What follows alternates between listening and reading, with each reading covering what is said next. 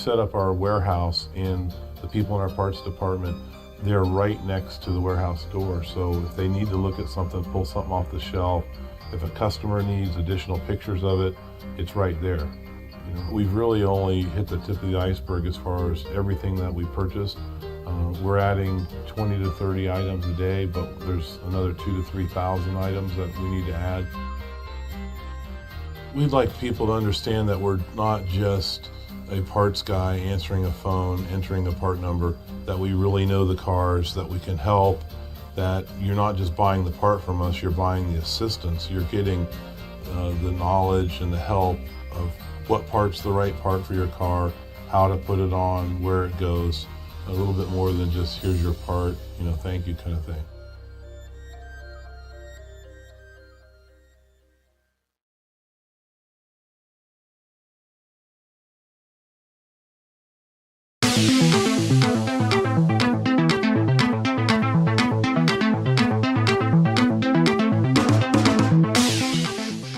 It's the shortest lap of the season as Spec-5 World Tour comes to Knockhill in Scotland. Super challenging circuit, aggressive curbs, aggressive elevation change, all around a very, very compact 1.25 mile circuit. 45 minutes is going to deliver a lot of laps for Spec-5 World Tour tonight. And we'll be bringing you all of it live here on HJBC. Myself, David Haynes, Devin Peters, Michael Derby, and of course, with the support of RC Sales. Go to rcsales.com for all that is Porsche. RC has thousands of parts available for virtually any Porsche model, providing high quality service with a personal approach, and with worldwide shipping available, you won't need to go anywhere else. Visit rcsales.com today. Devin, I've been watching them in practice. We're getting into qualifying right now. This is a very, very interesting circuit for the fact that it is under 1.5 miles and only a couple of corners. It's Scottish. And I think that's the most that you could say about it.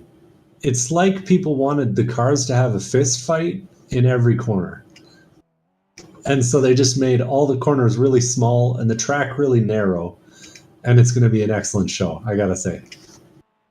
Well, they're all getting ready for qualifying now. In the typical format, they get 15 minutes to set 4 laps. And at somewhere like Road America, just a week ago, we were saying, oh, you need to get out of the pit exit pretty promptly at the start of the session if you're going to get around to set 4 laps in 15 minutes. Here, we are under no such duress, where lap times in practice have been approaching the sort of 50-second mark. In fact, the fastest lap of practice was 54 seconds. So not even a minute. Everyone sub 1 minute around here. That is a good feat in these Mazda MX-5s that are our car all season long in the Spec-5 World Tour. Yeah, the second sector is 9 seconds long, in case you're wondering. So we're gonna be whipping through qualifying today, but it will allow us to see the very fine margins that separate the front end of this field. And you can see the very, very fine margins that separate the field if you go to hjbc.live, which has our live timing for all of the broadcasts that we cover, both here and the Champ Car iRacing series. And already we are sort of halfway around the first flying laps, and some drivers like young Andrew Gilliland here, very, very keen to get out the gate, get their laps finished. We are in a morning session, so it's possible that the sun keeps coming out, keeps warming up the track. Very, very nice for the people of Scotland to see the sun. I get the feeling like it doesn't happen quite as often as maybe in Florida or other places that we've raced on the calendar this year. Yeah, Andrew Gilliland's actually come by and set the fastest lap so far, 56.4. Open driver, second place in the championship in the open side right now. Won't see that hold, I gotta imagine, though, but the tires are pretty cold on that first lap. Getting a great impression of the curbs in multiple places around the circuit here, that if you want to find speed, you've really got to, as the kids say, yeet across them. And again, in fact, the kids were probably saying yeet like 5 years ago and they've moved on now. I don't know. But certainly a real challenge to set a quick lap is to really aggressively monster these red curbs. Ronnie Coates in red, the championship leader, is showing us as well what he's going to do to try to qualify up front. This won't be our typical draft pack racing like happens at other circuits. So qualifying might just be a little more crucial here. Yeah, it's certainly going to be crucial for passing because I think there's about one real passing opportunity on the track. Track is really cold though right now. You pointed that out correctly. It was 73 on the track, 66 in the air. So these guys are going to be feeling the pain of those cold tires, but we're starting to see some representative lap times come in. Nick Rice-Puto puts in a 55.4 last time by.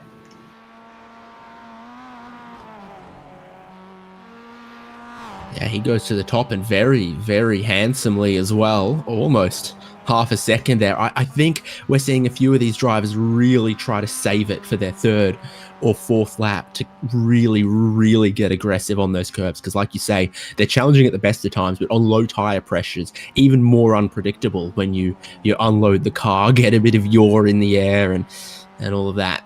So again, even that final corner, you don't really need to ride the curb, but it's so difficult because of how steep it is at the apex. Some drivers almost sort of stay half a car width away from it and find a lot of speed. Reminds me of one of the hairpins at Suzuka in that way, where sometimes you think, oh, they didn't get to the apex, but it doesn't really matter because of the elevation. You find grip in some slightly different places. Camden Hibbert jumps up into second. Good lap time from him. That was his third lap completed. Now he's on to his fourth. This is his final attempt in qualifying. Yeah, and the other factor is, of course, putting in some bankers before you go and launch it across the curbs, because even a 1X is going to disqualify that time. And I think a lot of these guys are kind of losing times here left and right. I'm seeing purple sectors and green sectors that aren't amounting to anything. Mike Dam takes it to the top, showing that Canadian-Scottish connection, you know? Sure, yeah, he goes to the top, and he's on his final lap here as well. When I think of a Celtic Canadian connection, I'm really thinking of those cute little Newfie accents, but that's just me. Timon Bramley goes to the top, and he's also got one more lap to go. This could get super exciting in these final laps of qualifying, and there's still some drivers that haven't even left the pit lane yet that we'll keep an eye on in the back half of the session. But Timon Bramley with 0.06 of a second to the top, trying to keep it just within track limits, really, really pressing on hard as he can. Mike Dam crosses the line, and he goes slightly faster. I was just waving my hand because Mike Dam said a fast lap, it must be said. And bumps the New Zealander out of place, showing, the pecking order of the Commonwealth is being reestablished. New Zealander? I don't know. You must be mistaking him for me now that I'm Shane Van Gisbergen's #1 fan. But damn, and now Bramley crosses the line. He closes the gap to Mike Dam, but does not usurp him. So at the moment, Mike Dam will definitely be ahead of Timon Bramley on the grid. Will that be the pole? There's only a few drivers left that could take it away. You'd be really hoping for a turn of speed from drivers like Trevor Roy, David Stabe, Eugenio Polici. I guess I wouldn't count him or Rui Coimbra out. Coimbra's been a race winner, and Andy Kosick also hasn't set a lap just yet either. So there's just 5 or so drivers that have gone and said, do you know what, let's let everyone else go in the first half of the session, and I'll come out later on. Michael Coates is coming to the line. He's set a pretty fast first sector. We'll see if this one's good enough to bump him up into the top 5. And it almost does. 6th place as he crosses the line there with a few other drivers left to go. And that was his 4th lap. Yep, correct. It was. So Mike Dam's going to go around and practice his pit entry, I think. He's doing a cool down lap. Rui Coimbra is on the attack. And of course, with a 45-minute race coming up that will have... No, he's on a tyre warm-up. He's attacking for tire temperature, mayhaps. David Stabe also out there, but with a 45-minute race coming up, drivers are going to need to use the pit lane to fuel. Exactly how much remains to be seen, but practicing the pit in, pit out could be critical. Here's how Eugenio Polici has struggled. David Stabe also struggling. Cold tires are a menace. The curbs are a menace here. Keep an eye out for that, both now in qualifying, but also when we get to the race. This is a replay of Stabe getting so much of that curb, getting a little bit of that gravel, and finding the wall. Yeah, critically, Stabe and Coimbra didn't make practice laps today. And they may very well have been in the practice yesterday, but it's a track that requires a lot of commitment. There's a lot of blind crests and a lot of curbs that need abusing to find the lap time. So it's going to be really hard to get out here cold without a lot of practice. Oh, absolutely lethal jump there from Rui Coimbra. Still no time yet on the board for the number 78. We will be hoping for one, you know. There's this corner up ahead, Taylor's Bend maybe, that is probably your best passing opportunity on the circuit. But other than that, it's pretty hard fought around here. Very late apex with the shape of the hill in that final corner. Rui Coimbra on his first flying lap, about to show us a starting point. That lap doesn't count. So do you know what that tells me? A lot about turn number 5 or 6, I think it was there. Yeah, he was on the wrong side of the curb. You got to keep at least one tire on the correct side of the red curbing on the right-hander up here. And it's a tricky thing to do. He gets it right this time, so we'll see if he gets the rest of it right. Gave it noticeably much more respect that time around. So for the second flying lap, I think you're still in sort of banker territory coming out of the chicane. And then thinking about maybe lap 3 or 4, pushing on a little bit harder. When your first lap was invalidated, now you've really just got to make something stick before you lay it all out too far. Out the final corner, he goes. Second lap for Rui Coimbra, and we're about to see what it's worth. Notably, the start-finish line quite a long way out of the final corner. Will be interesting to see. Coimbra jumps up to 17th, still with about 1.5 seconds to find if he's going to trouble pole, about 1 second to find if he's going to trouble the top 10. Yeah, Stabe's out there running around 57.4 last time, and backed it up with another. We'll see if he's able to find a little bit.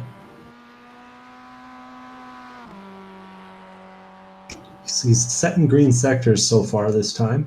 Still losing a lot in that middle sector, though. I don't think he's attacking the curbs quite as much as he needs to be.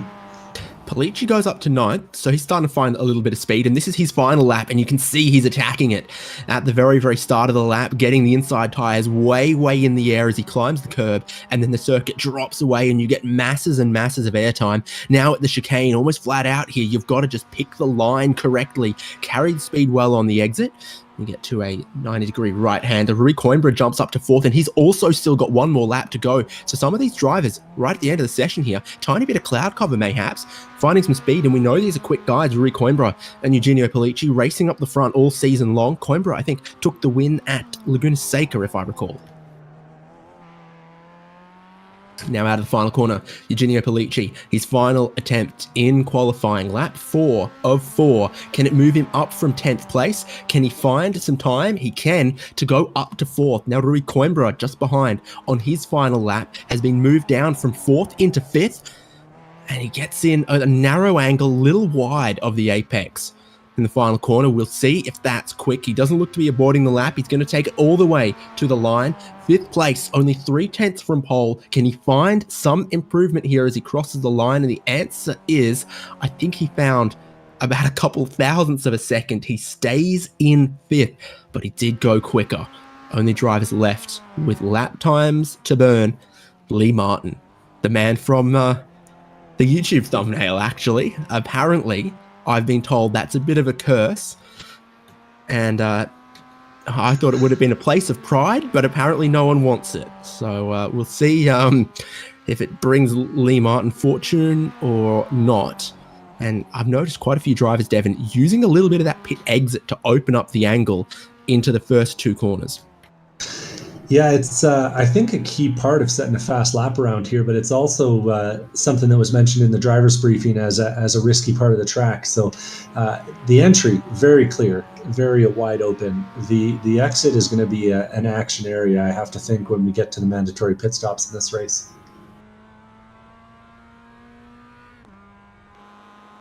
On the railway straight, named such because used to be a railway line, but then to Taylor's Bend at the final end here. Looking for that very wide entry, late apex. Car gets a little bit light on the crest as you go through the middle of the corner for Lee Martin. Green sectors so far as he crosses the line, but the lap does count at a 57.3, and he's got 2 more laps to go. Great onboard showing the track drops away. You've got to stay to the left-hand side for this tight right-hander here and keep it within track limits, and then carrying speed, masses of elevation change. You just can't see where the track is on the other side. You've got to trust it, a little bit like the corkscrew. One of the more simple corners on the circuit here. It's a 90-degree right-hander, but again with a little bit of elevation right at the apex that wants to pitch you out wide and sideways, and then you're thinking about one final braking zone on the lap. Really good sectors so far from Lee Martin, what I see here. So he's just got to bring it all together at the end here on his 3rd lap, carry speed into the 4th, and he could still qualify well.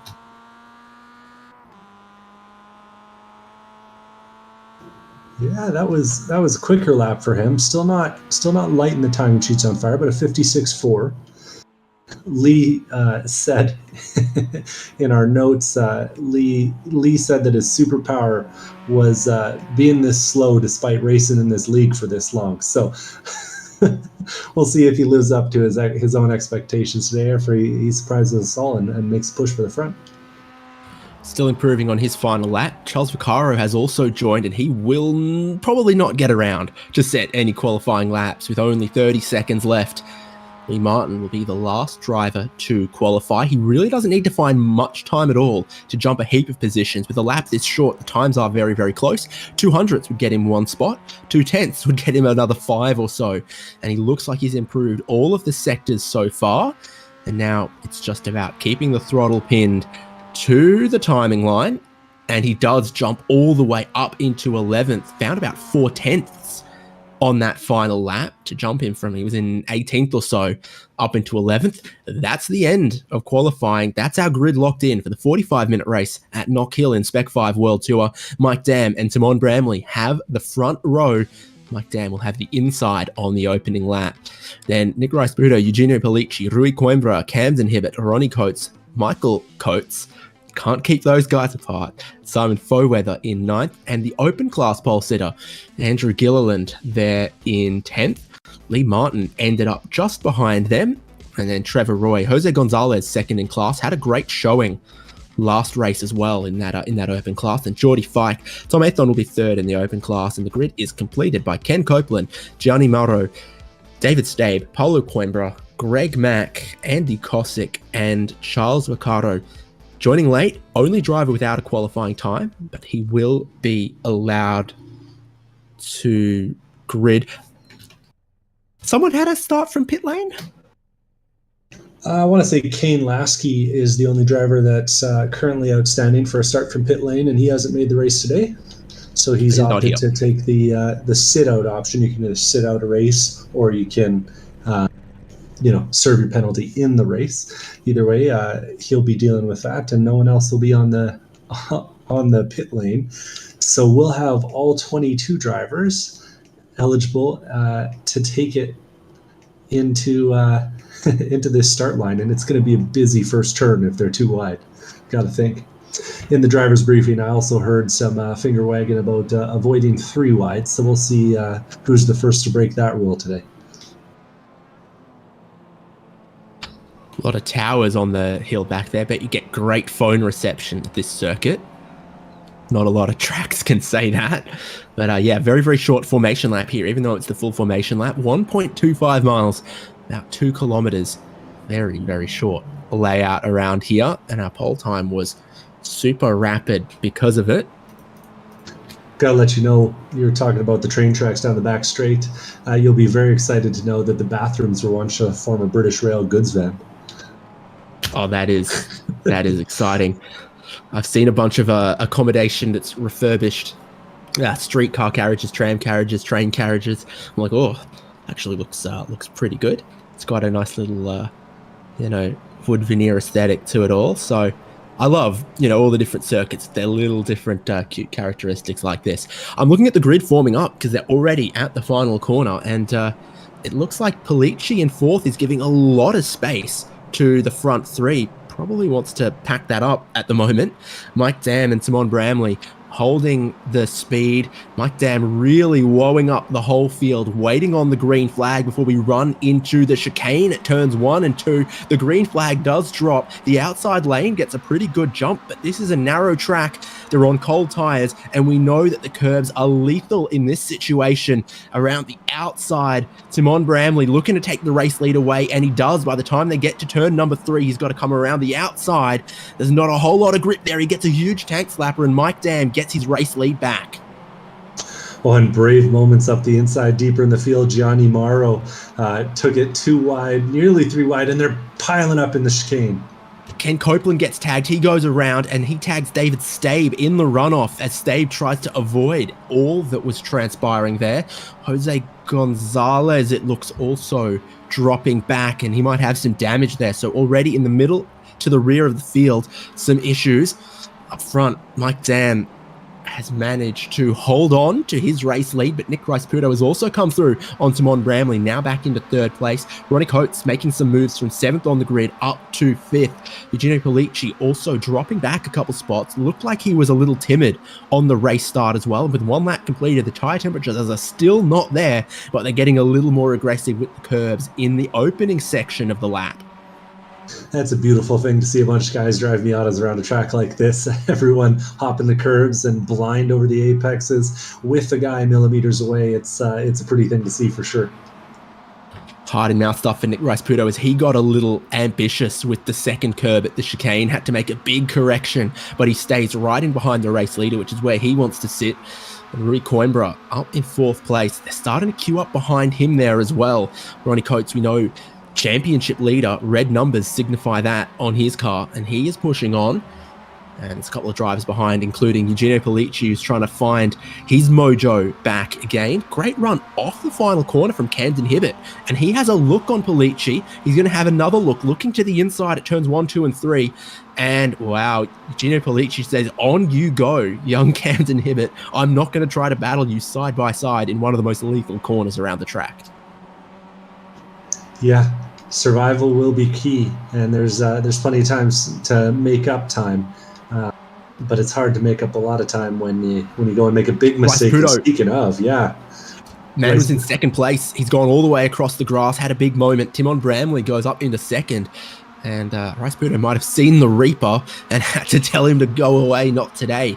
In that moment, the grass and the gravel are super slippery here as well. Yeah, it's sketchy business out there. Pretty much as soon as you put a tire off the track. Andrew Gilliland's gone and gotten it wrong out of the final corner. We see him spinning off. I was just going to compliment him for leading. Luckily, I didn't have a chance to put a curse on him before he did it to himself. Yeah, so out the final corner, he's tagged a tiny bit of the grass. It's looped him around, and instead of just driving back down to the next part of the pavement, he's tried to directly rejoin uphill off the grass, and that he just manages to keep enough momentum. I'd have almost been tempted to go the long way, but on the sealed stuff. And he drops as far back as where Andy Cosick and Ken Copeland are there in 18th and 19th. Now he's in 20th. Drama's in front of that. Yeah, Cosick's just had an off. He's kind of gotten it wrong, making a little bit of room for Ken Copeland to get by maybe after Copeland was involved in the earlier dramas. And sure enough, Paulo Coimbra gets out of the way of Copeland as well. But Copeland's making quick work of the back of the field after his issues early on. So the couple of big movers at the moment, Ronnie Coates in 5th place, having gained a couple spots. You've got this leading group from the leaders back to about Michael Coates in 9th. And then Gianni Mauro started 17th, and he now runs 11th. We've seen quite a bit of drama happen in front of him. 2 people like Cosick, Jose Gonzalez, Andrew Gilliland, etc. And he has moved forward, and he's looking very racy in these racing conditions. I will say, funny to see Coates in 9th, by the way. That is true. You don't see Coates that far back. But I was going to say Gianni was very close to some of those incidents early on. I'm curious to see if there was some netcode in the incident review session that may have contributed to some of those. But he's getting active here. He's lining up a move by the looks of things on Trevor Roy after closing him down over the last lap or so. So into Taylor's the final corner. He's going to look to the inside. I think if you get the inside and you hold your opponent wide here, you can still get a good run off the corner. But if you turn in shallow, you're going to light up the rear wheels. Something about the differential on these cars doesn't seem to like one of the tires being in the air. It really spins up and smokes the inside tire, and he doesn't get a great run off that corner, but he still holds the inside for turn number 1, which is absolutely where you want to be. The driver on the outside knows that if they try to commit to that, it very well might end with them in the grass or in the wall. But now he gets wide and into the grass on the exit of turn number 3 to the chicane, though he'll hold his place. Here's a quote from Michael Coates earlier in the week. "This is what I do. I find fast coattails and I hold on for dear life." That's kind of what I think he's doing right now in 9th place, watching the leaders in Taylor's just out the front of him. Yeah, he does a really nice line through that final corner, though. Really diamonds it well and gets a good run on the exit. So I think he'll be able to hold on to those coattails for yet one more lap.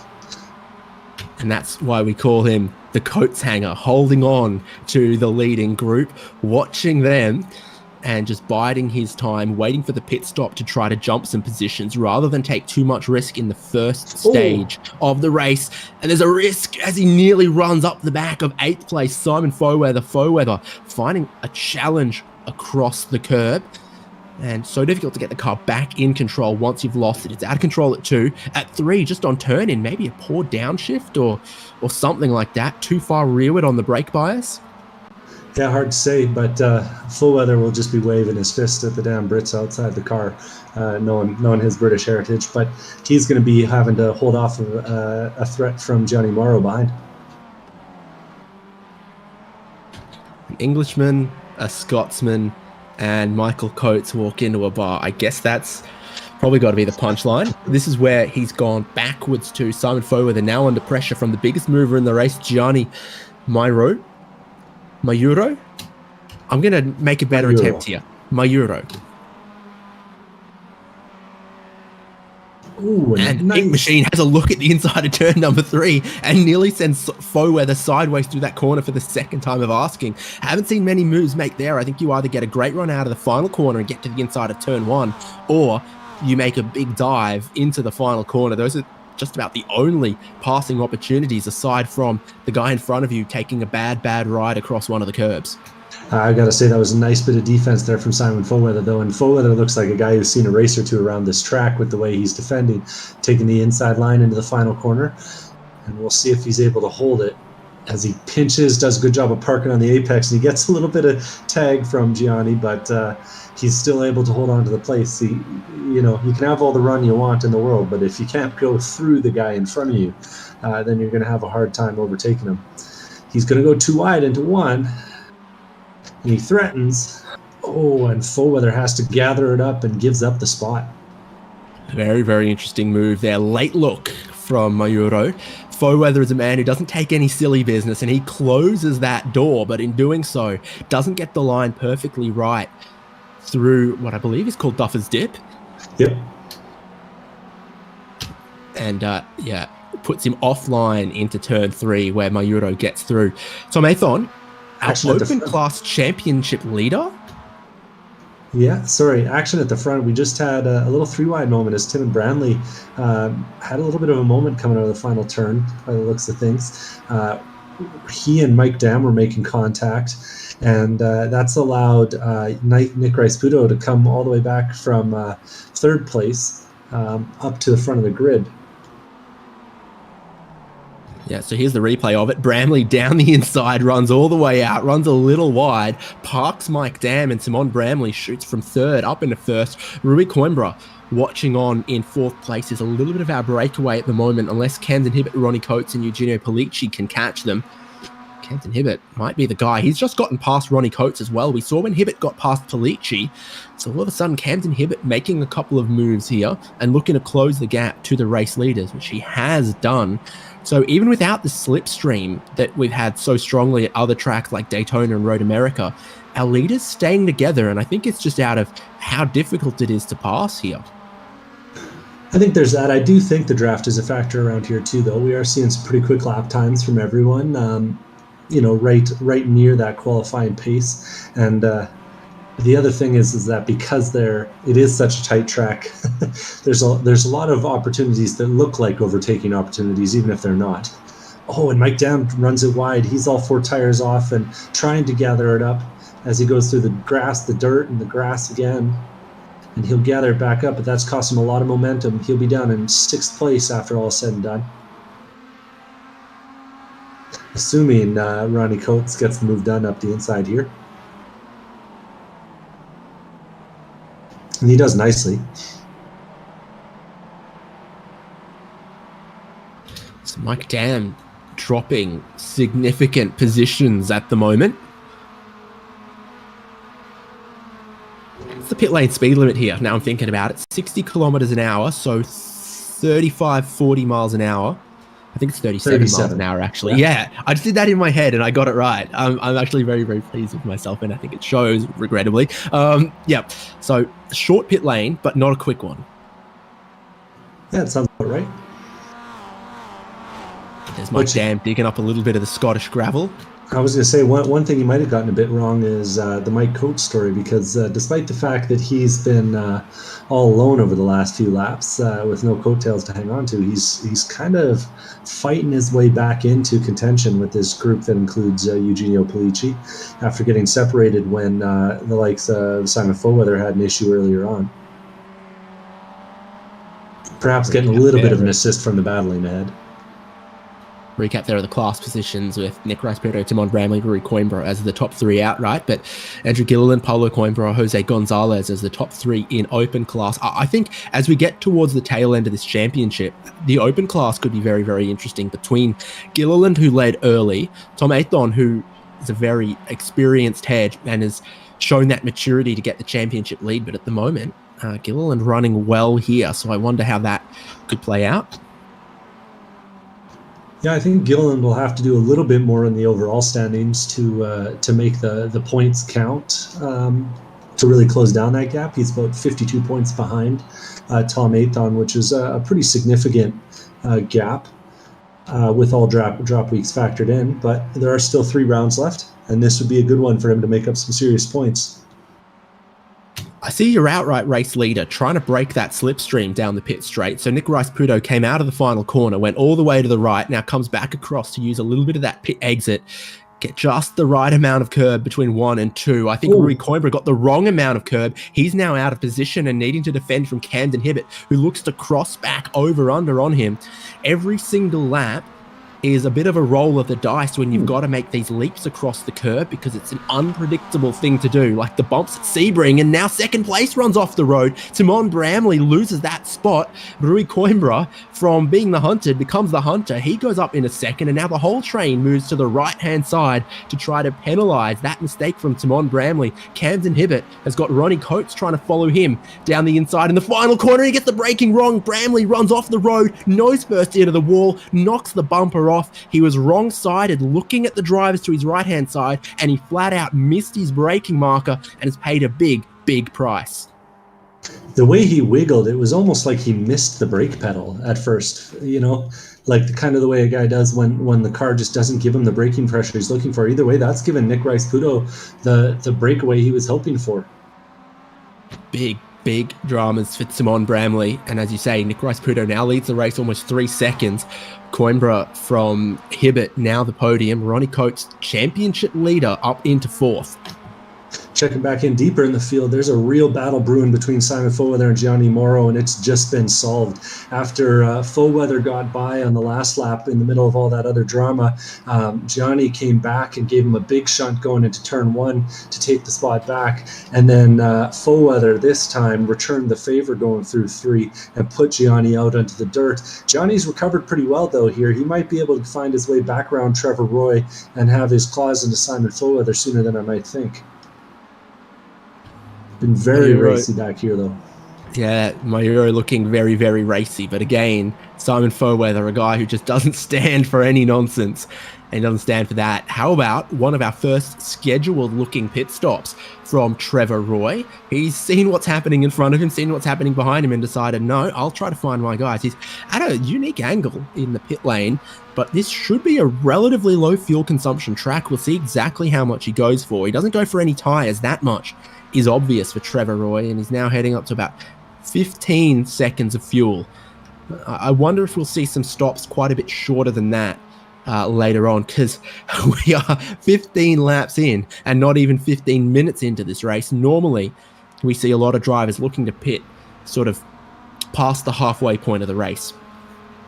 Yeah, I will say that this has pretty critically allowed Gianni to get right back on the bumper of Simon too, so that battle is not over as we might have expected.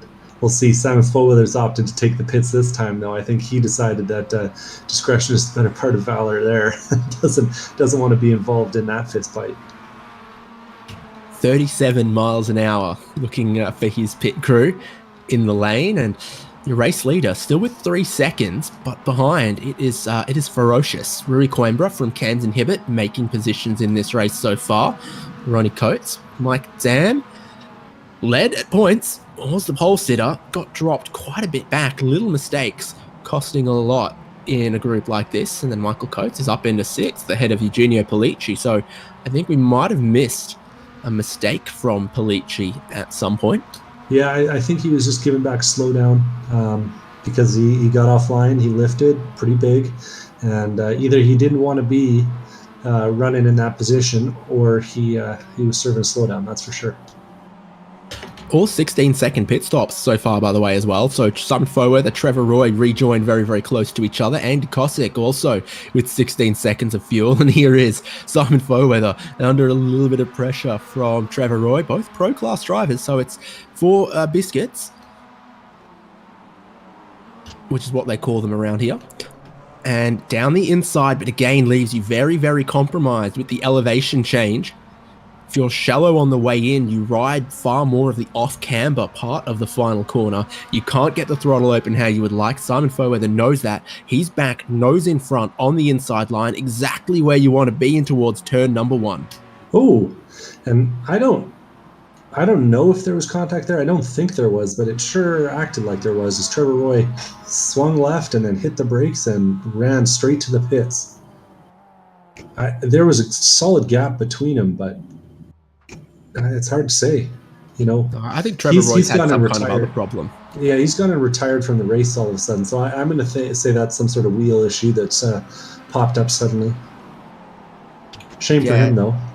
Technical or something else, potentially. Rui Coimbra runs out wide. This is the second place driver. Camden Hibbett aggressively moving forward. Second youngest driver in the field.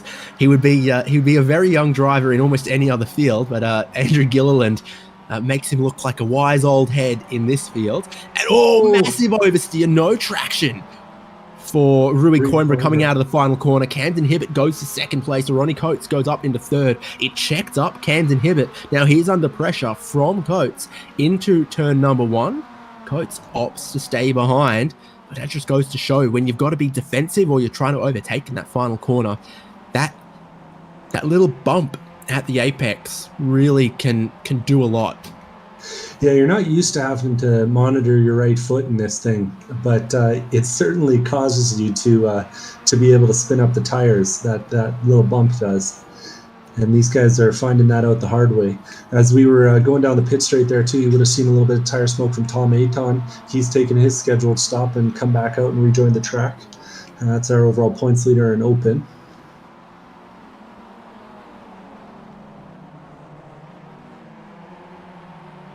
And this leading pack with Nick Rice-Puto ahead is actually only about 5 seconds away, I'd say, from Simon Foweather on track. So just to give you a sense of where these folks are, relatively speaking, around the track, it's looking like lap traffic time pretty soon here.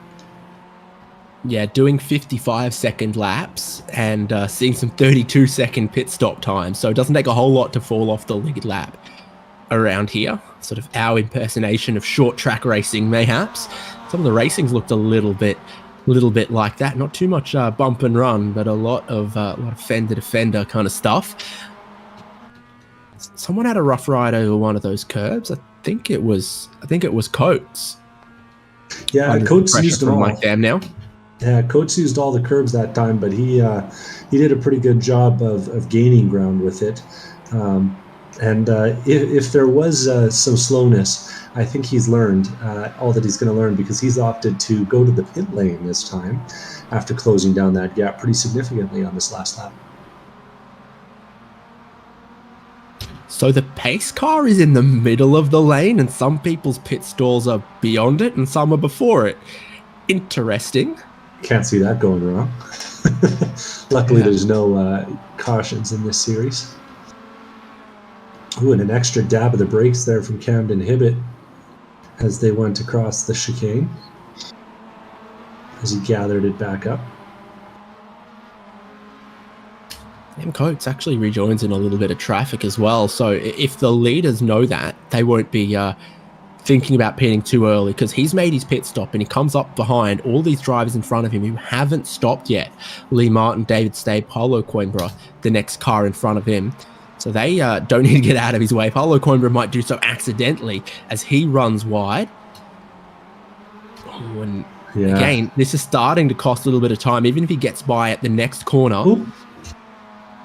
I think Coimbra's realized all of a sudden that he might not be racing this racer in particular, because he raced him really hard and then I think checked his black box or recognized a paint job and all of a sudden dived out of the way. Speaking of diving, we got a lot of cars diving for the pit lane ahead. That's Lee Martin, Ken Copeland, and Greg Mack all hitting the pit lane this time by.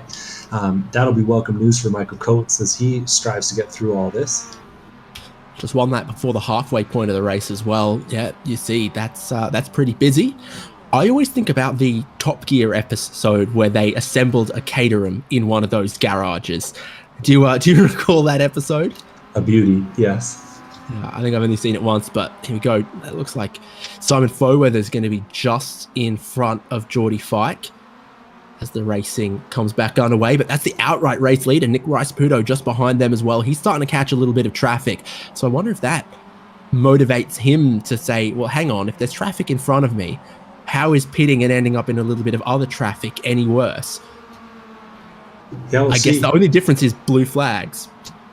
Yeah, I was going to say he's got the advantage of blue flags right now.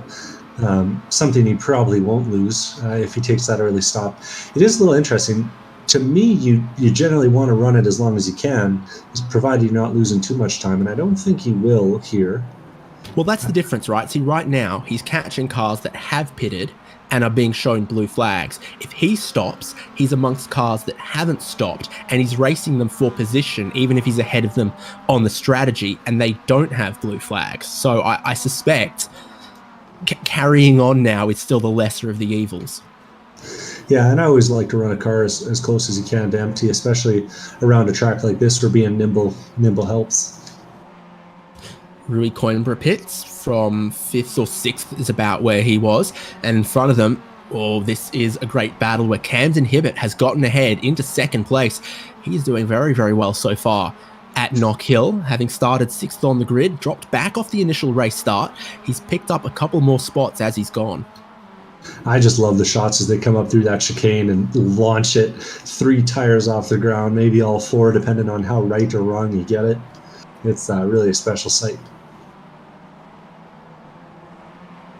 So do you get more airtime if you get it right or get it wrong? I'd say you get it right, you get more airtime. They're going for pit entry here between Camden Hibbett, Ronnie Coates. They're opting to pit. And a couple of other cars in the lane as well. We've now got more of the field having stopped than not. So that maybe makes it about time for the leaders to pit rather than catch that traffic. Left-hand side tyres for Hibbett there on the 32. Got a great view of it. Ronnie Coates knows it. Yeah, I was following along with Nick Rice-Puto. He managed to make the move on Simon Foweather with a lot of help from Foweather, but Foweather's checking up cost him a bunch of pace too. So Ronnie Coates jumps Camden Hibbett through the pit lane there. So Hibbett ends up behind after the stops, but we'll have fresher left-hand side tyres to work with for the next 21 minutes, which doesn't sound like a lot, but it's the next 23 laps, which does sound like a lot. So pick your measurement and I guess see if you think it's going to work. Yeah, still lapping without a stop just yet. We've got Mike Dam out there and Johnny Morrow as well, by the looks of things. Gilliland was the open class leader, and he comes out of the pit lane as well. So yeah, just 4 cars that haven't stopped right now. Rice-Puto, Mike Dam, Gianni Mayuro, and Paulo Coimbra. Is it cleared up on track in front of Nick Rice-Puto at the moment? I think it has It a little has. bit. Yeah, and it has for Gianni as well. So I'm kind of wondering how this overcut is going to play out for him. For Gianni, at least, it feels like a great idea. For Mike Dam right now, it's probably feeling like the worst idea in the world, because if you get a look out of his front windshield, that's a lot of cars, and he responds in kind, taking the pits this time. Yeah, he does. I'll get your opinion in a second on what color you think Mayuro's car is, because I don't think it's quite pink or fuchsia. I think it's a little more, definitely not rose. It might be salmon. It's very salmony. I might even call it fleshy. If you were painting Warhammer figurines, yes, I'd take that. But that being said, he's got a Brandt sponsorship, Brandt Professional Agriculture on the front of the car, and as a guy who lives in a town that's got a great big old Brandt factory, I can get behind that, you know. Okay. It's kind of funny because, you know, Jeremy Clarkson goes out and buys the Lambo, and now we got Gianni repping the Saskatchewan tractors from nice. Club You've got to look Florida. out for those Saskatchewan pirates, though, that would steal your agricultural products if you're not Absolutely. careful. Absolutely. Only Captain Tractor's version, only 3 that haven't stopped: Nick Rice-Puto, Gianni Mayuro, and Paolo Coimbra. Here is the race leader. He's running long. Lap times still look pretty good. I guess the benchmark I would compare him against is Camden Hibbert, who did take those left-hand side tires. Everything is a right-hand corner here, and I think it's fair to say the corners that are left-hand corners, you've hardly got your tires on the ground anyway. So left sides could be the way to go. They do get a workout here, but he's behind Ronnie Coates and still needing to make a pass. Well, Camden's never been one to shy away from making a pass, so I wouldn't be too surprised to see one brewing here. And Mike Dam's lurking behind too for when they botch it. And the Coates hanger in 6th with a firm grip on the coattails. Hibbert having half a look at Taylor's, the final corner on the lap. Mike Dam breaks in very, very deep as well. What is the state of brake markers at that final corner? Because when we rode on board with Timon Bramley and he got it spectacularly wrong, I didn't see the usual sort of 150, 150 markers that you might expect to see. Yeah, this isn't an F1 Class 1 circuit, so we don't see that kind of thing around here. Here is a lap from top of the windshield of Michael Coates. 6th place at the moment. Could be 5th if it's a long stop for Gianni Mayuro. Probably still going to be behind Nick Rice-Puto, depending on how that stop goes. But we don't know, and that's the beauty of this format, the 45-minute races with a fuel stop in the middle. They're actually catching Gianni on track right now, and it's not... Yeah, true. He's only just ahead of them and still needs to make a pit stop, so he'll definitely be behind these guys. But it could make things interesting if he stays out too much longer. Yeah, and Gianni's made a little mistake last lap, but he's gone and put 2 tires off on the exit of Butcher's, but he's mostly lost it on pace, I'd say. It'll be curious to see how he looks on the other side of the overcut, because he and Simon Fullweather were in a pretty steep battle there for a bit.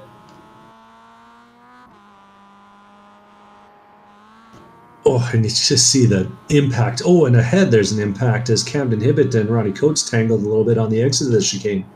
Mike Dam ends up all over the back of them. Bad exit from Ronnie Coates at the next corner as well. And Camden Hibbert, you got to think, what do I do? He's going to the inside, maybe even going to try to box Coates in against Gianni Mayuro in the final corner. Hibbert has the inside. Can he get the traction? Yes, he can, because Mike Dam also has a look, and that compromises Ronnie Coates. Gianni Mayuro pits, and the battle is on. Michael Coates has to think what he's going to do as Mike Dam takes a defensive line against him. It means the only driver we're yet to see pit is the race leader, Nick Rice-Puto. These guys, are they going to undercut him, or if they battle, does it play into his hands? I suspect at the moment the race win is a 5-way fight between these 4 drivers and Nick Rice-Puto running long. He's in the lane. I was going to say it's 9 a.m. and it's darker than it was when we started the race because the clouds just come over, which feels very realistic, it must be said. And as Nick Rice-Puto hits the lane, we don't see any tires going onto that car, but we do see on the exit Gianni Moro exiting the lane right behind Jordy Fike, and critically several car lengths behind Ken Copeland and Simon Foweather. And then Foweather just goes and sticks it all 4 tires in the gravel on the exit. Rice-Puto's rejoining the race, and he's got a handsome little lead there because he is the race leader. You count 5, 4, 3, 2, 1 Haggises, and then Camden Hibbett, Ronnie Coates, Mike Dam, Michael Coates, all in a flurry. They are 5 seconds behind. Running long's worked out relatively well for Rice-Puto. Yeah, he got pretty lucky with the traffic, it must be said. All the folks that stayed on were behind him, and all the folks that pit early were ahead of him. It kind of just really was nicely played strategy-wise from him, and he's really done a Tour de France-esque job as he's broken away from the pack here.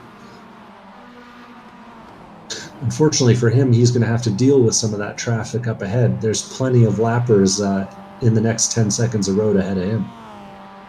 You don't even need to fall a minute away from the race leader to be a lap down here at Knockhill. 1.25 miles, 2 kilometers, sub 1 minute laps, even in these cars. I bet you get on YouTube and find some hot laps in an F1 car or something here that'd be like 40 seconds. Absolutely mind-bending stuff. Really, really quick lap. But what it does mean is you get a lot of opportunities to practice and try to perfect each of these corners.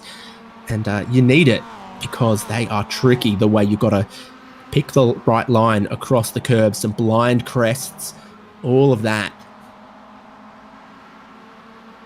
Yeah, no markers, as we mentioned. So it's all sight picture. It's all feel. They're still glued together back here, but they do seem to be working together a little bit at this point. They're not gaining significant ground. More or less maintaining pace with the leader, but as we cross the line this time, we see they're only about 5.5 seconds back. So if Rice-Puto goes and gets held up by some of these, and as I say that, he goes a little deep into 3 and puts all 4 tires off in the gravel. But if he gets a little held up by these back markers, he's going to be right back into that battle pretty quick-like. Michael Coates has a slowdown too much across the curb, and that's going to wrench those coattails out of his hand, and he'll drop away from the battle for the podium. Camden Hibbett, Ronnie Coates, Mike Dam becomes a 3-way fight. And fight it is, as Ronnie Coates is right at the rear bumper of Camden Hibbett as they came to Taylor's. Didn't quite look like he got that right, but it's easy to say from this seat and very hard to make the corner from that seat. And Nick Rice-Puto's already working with the back markers. He's taken Lee Martin last time by, and he's got another 2 ahead in his sights, including Tom Aton and Jose Gonzalez of the open field, who are running 2nd and 3rd behind Andrew Gilliland, who's leading the open class right now. Yeah, it's getting pretty spicy in that open class, isn't it? I've misspoken. No. Paulo Coimbra. Yeah. So that was 2nd, 3rd, and 4th we were reviewing there. So a really good drive here from Paulo Coimbra, actually. Yeah, indeed. He ran a lot longer than everyone else in that class, and that seems to have been the strategy today because look how well it worked for Nick Rice-Puto as well. There was sort of this temptation to try to pit early and get out of the traffic, but really it doesn't look like it let anyone really make too many undercuts. You can see Camden Hibbett driving just slightly defensively, getting a little off the racing line, breaking the toe somewhat, and of course then Ronnie Coates and Mike Dam have got to follow.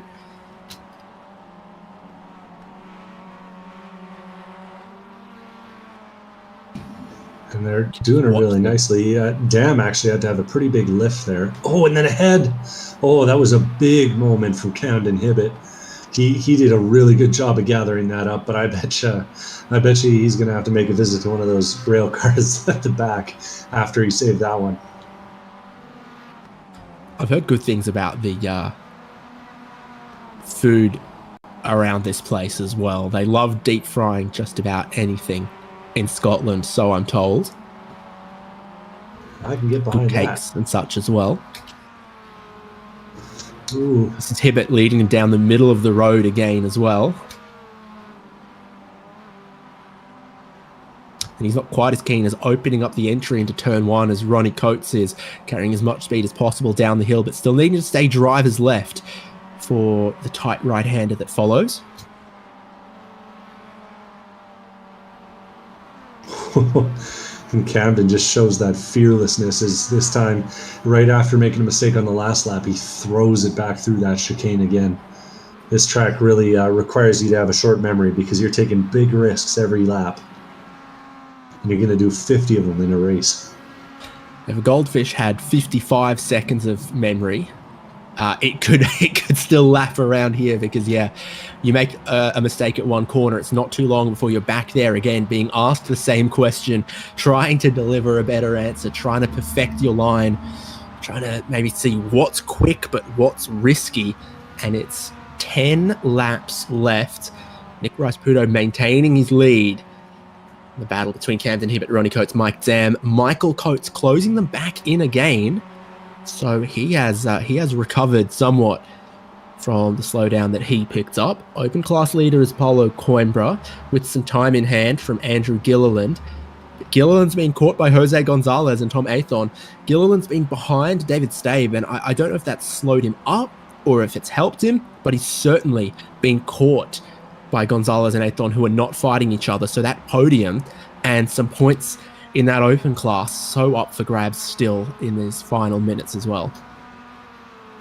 Yeah, this is going to be as predicted, a fist fight, not just at the start but at the end.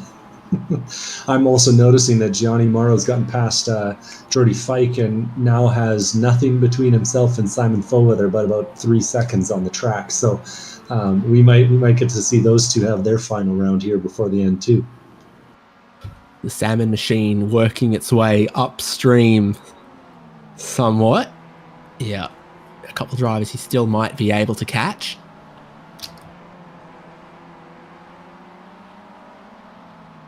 And Rice-Puto just calmly approaching the middle of this open class battle, it must be said.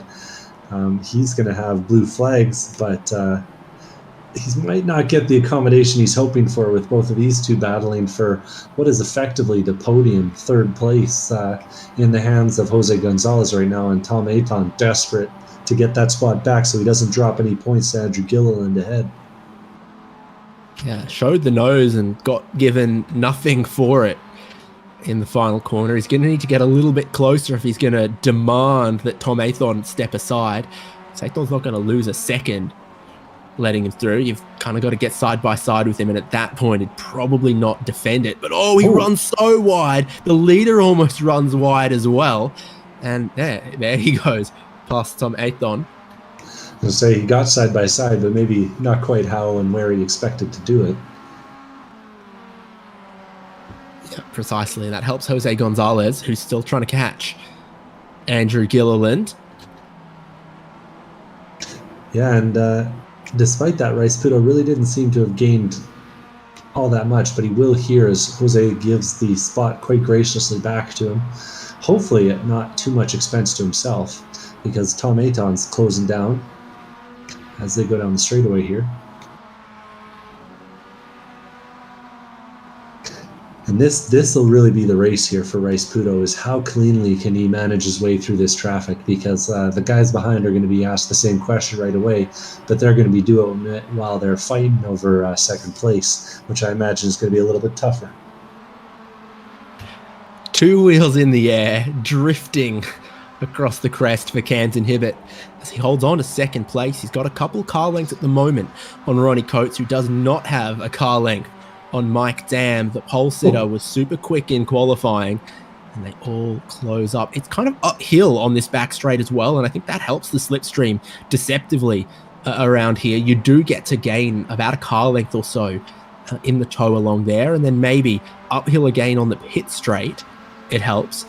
You seem to go downhill through the corners and uphill on the straights here, which is an interesting little roller coaster. It is. I've caught something out of the corner of my eye. I had to do a little investigating. So Jordy Fike managed to get around Gianni Morro last lap on the exit of the last turn, and I was kind of confused about why until I saw that Gianni had gone all 4 tires off and had a heck of a drama saving it before immediately diving into the pits. And so another factor that we'll need to think about in the last 5 minutes of this race is incidents.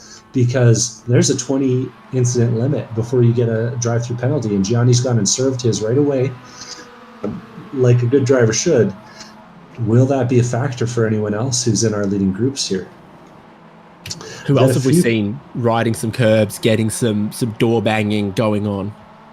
I was gonna say I've got a few guys in the top 10 north of 6 or 7 incidents, and I got Rui Coimbra with 11, Michael Coates with 9, but that's maybe an incomplete count because it doesn't always capture all the incidents from the door banging. Yeah, I don't trust the JRT estimate, to be honest with you. I've never known it to be particularly accurate. We don't have an official figure on that. Andy Kosick looks to stay out of the way of the podium battle for outright position, and we had a long shot down the pit straight, and it seems like everyone is just in that little bit of the track at the moment.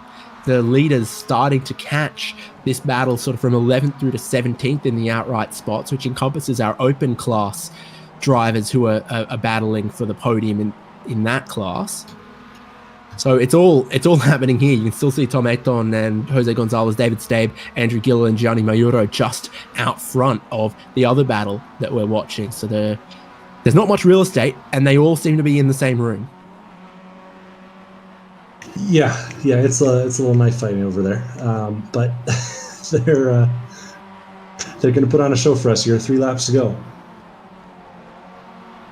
Yeah, they sure are. Not much time, not many laps left. I think Rice Puto still looking to just bring it home. Ran long to the pit stop, stopped late, came out with a nice little lead, and he's just had to manage it from there. Behind, are they planning some fireworks?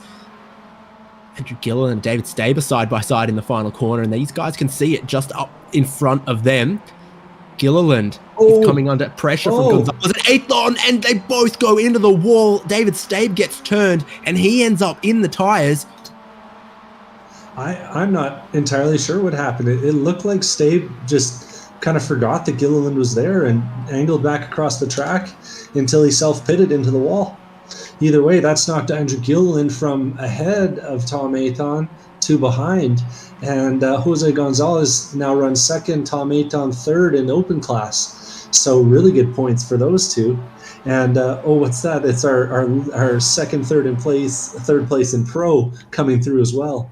So Gilliland's having to race for his life, but also really compromising Ronnie Coates here as he tries to catch up to Camden Hibbett. And Mike Dam's got to move up the inside. Oh, he thought about it. Yeah, he sure did. Through all of that melee and fracas, Camden Hibbett got through. Ronnie Coates got held up there. Mike Dam had a dig at him. Now Hibbett's looking pretty in second place. The final step on the podium to be decided. 2 more laps, such as how quick they get around here. Mike Dam's thinking, how can I have an attack on Ronnie Coates? It is dramatic in that, in those few corners right there. Leader had a lapper lock it up behind him and have a near incident, but managed to survive it. Yeah, and there's still a little bit of traffic for the next group because Hibbett looking to get past Tom Ayton by the looks of it. Yeah, Ayton runs the middle of the road and gives him nothing for free, which is interesting to see when you get this kind of pro class battle intermingling with the open class battle. No one wants to be too courteous just at the end here, and it looks like the white flag is waving. Nick Rice-Puto has 1.25 miles to go to try to take a Spec-5 World Tour race win. I'm going to say Ronnie Coates, is he not a team guy too? Because that could be a factor as well here. I think he is not a team. He's not a team. That's what I'm going to say. There you go. Just to make it more confusing. Final lap for all in the open class battle and in this pro class battle. And Pablo Coimbra looking good in the open class. Jose Gonzalez, can he come under some pressure from Gilliland? But Rice Pudo is going to come out of the final corner.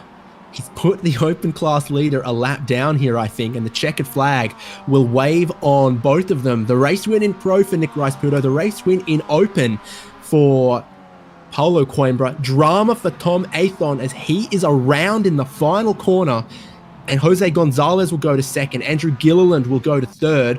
Will Andy Kosick even come through for a position? No, I think he's already gone a lap down. What happened, and was it off the nose of Ronnie Coates? It was exactly that. Ronnie Coates trying to bury the throttle, I think, and just kind of drove through him. Sends Tom Aton spinning, lets Mike Dam by for third on the podium in pro.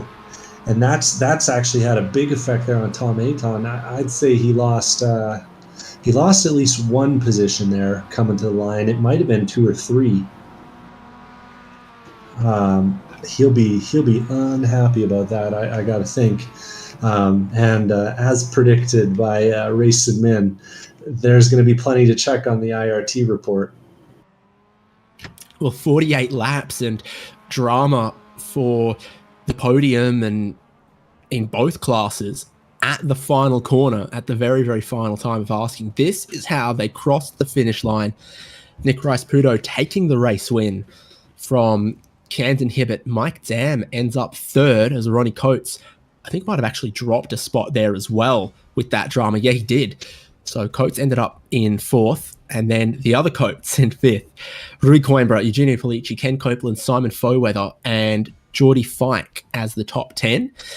Greg Mack, open class winner Paulo Coimbra, then Gianni Mayuro twice through the pit lane as he exceeded the incident limit. Jose Gonzalez and Andrew Gilliland second and third in the open class, and the field completed by Lee Martin, Tom Athon, Andy Kosick 2 laps down, David Stabe 4 laps down in the end as his race came to an end also in the final corner in dramatic circumstances. And then retirements, Trevor Roy and Simon Bramley. And I think Charles Vaccaro wanted to race and his internet might have given up on him. Yeah, it was something like that for sure. Oh, and you can stop gripping your whiskey glasses so tightly, everyone. That was a dramatic one. But I'd say we could come back here next week and have a good time too if we wanted. So let's have a look and see who we can chat with. How about the race winner? Nick Rice Pudo joins us. I was thinking that this might be a track that was a little technical, might spread the field a little bit more, but it was really, really close racing in the first half. Yeah, it was a lot of fun. I got lucky. I was able to break the draft. And then I really was just trying to lay down quali laps the whole time. And it seemed to work out. There was a sort of middle phase of the race where you were starting to catch some traffic, which is going to happen around a sub 1 minute lap. And you didn't stop early. You stayed it out. And those who did stop early looked like they ended up in a different kind of traffic, and it worked to your favor as well. Yeah, I seemed to get clean air, or the people that were in front of me seemed to get out of the way very nicely. So that was nice. Well, I don't have a whole lot else to say to you other than, congratulations. You might have spent more time with your left-hand side tires on the pavement than your right-hand side tires around here. Yeah, I was sliding around quite a bit. And the most laps completed that I think we're going to see by that short nature, many rides across those curbs, a lot of airtime. What's your sort of tip or trick or for that to try to be consistent but quick? I try to hit marks, like all your marks, like going up the uphill. You want to be like right on that first cone every time. Otherwise, you're just going to miss it. And then you want to turn right immediately. I just have marks pretty much everywhere on the track. Well, congratulations. And we'll hopefully see for some of the remaining races a great win at a really challenging and technical circuit. Thank you. It was a lot of fun. Thank you, guys. Nick Rice Pudo, the pro class winner. I can see the open class winner or at least I could. Have you got him, Devin? Yeah, I found Paulo Coimbra, and after what was a pretty quiet first half of the race by the looks of things, you've all of a sudden gained a bunch of positions on the last lap, it looked like. Or were you ahead of that melee? Yeah, I didn't expect this. I came to this race with very little practice. I've been traveling, and I just wanted to be safe. There was a couple incidents in the beginning, and I think that put me a little bit ahead. Yeah, I didn't do nothing much. I just got lucky, I guess. I don't think there's much luck involved in this tight little circuit around here. First time racing at Knockhill? Very first time. I bought the track last night. Well, very nicely executed. You put together a heck of a race and a clean one, which seemed to be the key tonight. Yeah, I did have a couple incidents that did bother me a little bit because they were so marginal. I could have avoided, but usually I'm not that clean, so I'm okay with 3 incident points, 3 or 4, I think. I don't remember now. Yeah, that's a pretty great result around here.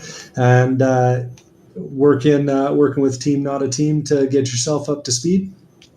Yes, I came from a trip yesterday, so I joined the guys a little bit, bought the track, joined the guys a little bit, and obviously I was the slowest one in practice.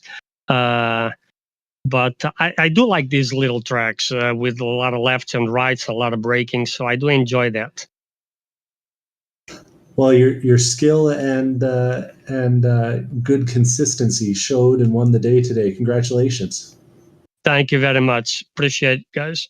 And thanks to you guys for broadcasting.